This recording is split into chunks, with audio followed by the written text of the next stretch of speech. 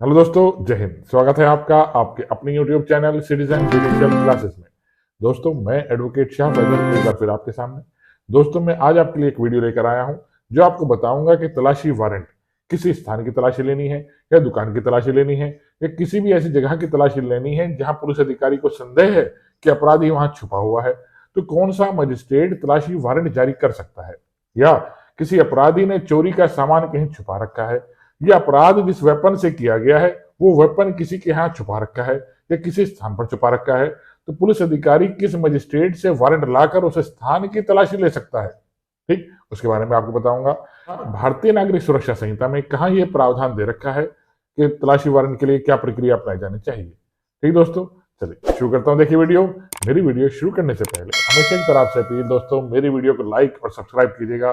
मुझे बहुत अच्छा लगता है आप मेरी वीडियो को लाइक कर रहे हैं, शेयर भी कीजिए दोस्तों, सब्सक्राइब भी कीजिए। और आपको कुछ कमी नजर आती है तो मुझे बताइए भी, मैं उस कमी को दूर भी करूंगा दोस्तों। चलिए शुरू करता हूँ। देखिए वीडियो, एक इन्फॉर्मेशन मैं आपको और देना चाहूंगा, छोटा सा समय आपका लूंगा। मेरा ये channel citizen judicial classes play store पर अवेलेबल है, आप इसे वहां से आसानी से डाउनलोड कर सकते हैं दोस्तों। और आप अगर जज की या एपीओ की या एलएलबी कर रहे हैं या ऑल इंडिया बार एग्जामिनेशन देने जा रहे हैं, तो वहां पर प्रत्येक लॉ से रिलेटेड सब्जेक्ट की मैंने वीडियोस डाल रखी हैं दोस्तों। ठीक, सारी वीडियोस हैं, सेक्शन वाइज मैंने बहुत अच्छी तरह वीडियोस डाल रखी हैं, पूरी 2-2 महीने की 3-3 महीने की एक एक सब्जेक्ट की वीडियोस हैं। आप उन्हें आराम से वहां डाउनलोड कर सकते हैं, बहुत रीजनेबल प्राइस में है। ठीक दोस्तों, आप एक बार परचेज करके किसी भी एक सब्जेक्ट को परचेज करके देखिएगा, आपको फायदा ही होगा। और अगर आप आईफोन चलाते हैं तो इस वीडियो के डिस्क्रिप्शन में मैं अपनी एप्लीकेशन का लिंक डालूंगा और पासवर्ड डालूंगा, उससे आप आसानी से डाउनलोड। दोस्तों शुरू करता हूं। देखिए, भारतीय नागरिक सुरक्षा संहिता का सेक्शन 97 जो स्पष्ट तौर पर बताता है, अगर पुलिस अधिकारी को संदेह है कि कोई संपत्ति चुराई हुई है और किसी स्थान पर मौजूद है, या कोई आपत्तिजनक वस्तु है या कोई दस्तावेज है जिसको पुलिस ऑफिसर को सर्च करना है, इन्वेस्टिगेशन में उसकी आवश्यकता है और उसकी तलाशी लिए बिना उसका समाधान नहीं हो सकता, उसे वो बरामद नहीं करा सकता, तो डीएम, एसडीएम और जेएम फर्स्ट जुडिशियल मजिस्ट्रेट प्रथम श्रेणी, ये तीनों मजिस्ट्रेट तलाशी वारंट जारी कर सकते हैं उस स्थान की तलाशी लेने के लिए दोस्तों। ठीक, इनको पूरी पावर है तलाशी वारंट जारी करने की।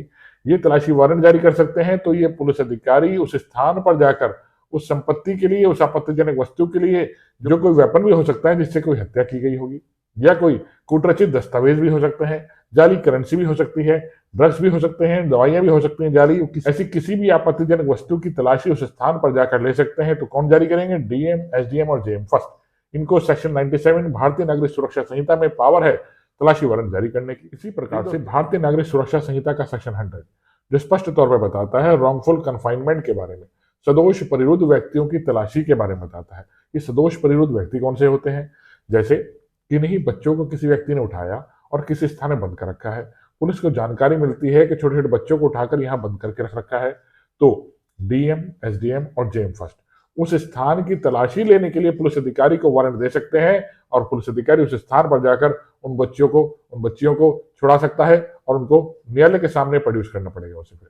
ठीक है, किसी व्यक्ति को अपहरण किया गया, किसी महिला का या किसी पुरुष का अपहरण किया गया और अपराधियों ने उसे कहीं छुपा रखा है, तो उस स्थान की तलाशी लेने के लिए डीएम, एसडीएम और जेएम फर्स्ट उस स्थान की तलाशी लेने के लिए तलाशी वारंट जारी कर सकते हैं। और देखिए दोस्तों, अब कोई अपराधी है, अपराध करके कहीं छुपा हुआ है, ठीक, और पुलिस को उसकी तलाश है, तो सेक्शन 44 हमें बताता है कि पुलिस अधिकारी उस स्थान पर जाकर जहां कोई अपराधी छुपा हुआ है उस स्थान की भी तलाशी ले सकता है।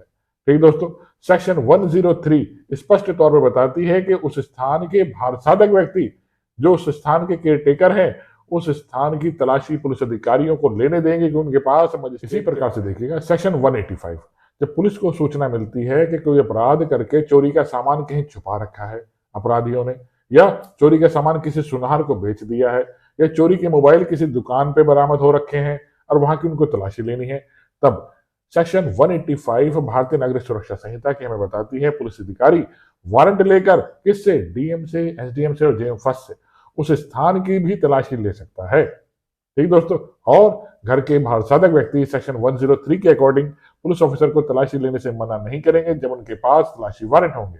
लेकिन अगर तलाशी वारंट नहीं है तो पुलिस अधिकारी को घर के भारसाधक व्यक्ति मना भी कर सकते हैं कि पहले आप तलाशी वारंट लेकर आइए तब सर्च कीजिएगा। ठीक, बिना सर्च वारंट के आपके घर की तलाशी, दुकान की तलाशी नहीं ली जा सकती, इसलिए पुलिस अधिकारी हमेशा सर्च वारंट करवाता है पहले, उसके बाद तलाशी लेता है उस स्थान की जहां पर कोई अपराधी छुपा हुआ हो। या चोरी का सामान बरामद करना हो तो पहले वो सर्च वारंट लेकर आता है। इसीलिए सेक्शन 103 को खाना तलाशी कहा जाता है, जिसमें कहा गया है कि घर के बाहर सादा व्यक्ति पुलिस अधिकारी को तलाशी लेने देंगे जब वो सर्च वारंट दिखाते हैं, मना नहीं कर सकते, इसलिए इसे खाना तलाशी कहा गया है। इसी संदर्भ में देखिए, भारतीय नागरिक सुरक्षा संहिता का एक सेक्शन 49 और है जो हमें जामा तलाशी के बारे में बताता है। जामा तलाशी क्या होती है? जब कोई व्यक्ति बिना वारंट के किसी प्राइवेट व्यक्ति द्वारा गिरफ्तार किया जाता है तो प्राइवेट व्यक्ति उसकी तलाशी नहीं ले सकता। ये तलाशी लेने की पावर सिर्फ पुलिस अधिकारियों के पास है, इसीलिए इस सेक्शन 49 को जामा तलाशी कहा गया है दोस्तों। ठीक, इस तरीके से देखिए, मैंने आज आपको बताया तलाशी वारंट कौन से मजिस्ट्रेट जारी कर सकते हैं, किन किन स्थानों पर जाकर पुलिस अधिकारी तलाशी ले सकते हैं। जब मजिस्ट्रेट सर्च वारंट जारी करते हैं तो पुलिस अधिकारी रिक्वेस्ट करता है हमें इस स्थान की तलाशी लेनी है। मान लीजिए ABC 3 स्थान है किसी व्यक्ति के कब्जे में, पुलिस अधिकारी ने सिर्फ B स्थान की तलाशी के लिए वारंट जारी करवाया है मजिस्ट्रेट से, तो पुलिस अधिकारी सिर्फ B स्थान की ही तलाशी लेगा, A और C स्थान की वो तलाशी नहीं ले सकता। आप देखिए, जब भी कोई सर्च वारंट आता है तो उसमें लिखा होगा घर के किस स्थान की तलाशी ली जा सकती है। ठीक, तो हमेशा ध्यान रखना चाहिए, सिर्फ वारंट ही मायने नहीं रखता, वारंट में कौन सा स्थान पुलिस अधिकारी ने रिक्वेस्ट करी है वो भी पढ़िए। ठीक, उसमें लिखा होता है स्पष्ट तौर पर कौन से स्थान की पुलिस अधिकारी को शक्ति है तलाशी ले सकते हैं। ठीक, चलिए, आशा करता हूँ मेरी वीडियो समझ में आई होगी दोस्तों। आई है, इसे लाइक और सब्सक्राइब कीजिएगा, और जो मेरा चैनल प्ले स्टोर पर है उसे प्लीज डाउनलोड कीजिएगा और उससे फायदा उठाइएगा। ठीक, आप अगर आईफोन या आईपैड चलाते हैं तो इस वीडियो के डिस्क्रिप्शन में मैं अपनी क्लास एप्लीकेशन का लिंक डालूंगा और पासवर्ड डालूंगा, जिससे आप आसानी से उसे डाउनलोड कर सकते हैं दोस्तों, और उससे फायदा उठाइएगा। ये बहुत काम आने वाले सब्जेक्ट्स हैं जो मैंने सारे डाले हैं वहां पे, चाहे वो आर्बिट्रेशन हो, चाहे वो कॉन्स्टिट्यूशन हो, TPA हो, भारतीय नागरिक सुरक्षा संहिता, भारतीय न्याय संहिता, चाहे भारतीय साक्ष्य अधिनियम, हिंदू लॉ, मुस्लिम लॉ, कॉन्स्टिट्यूशन, कॉन्ट्रैक्ट, TPA, सब सब्जेक्ट्स की मैंने वीडियो डाल रखी है दोस्तों, और सेक्शन वाइज हर सब्जेक्ट की वीडियो डाली है दोस्तों मैंने, जिससे आपको बहुत फायदा होने वाला है। जय हिंद दोस्तों, धन्यवाद।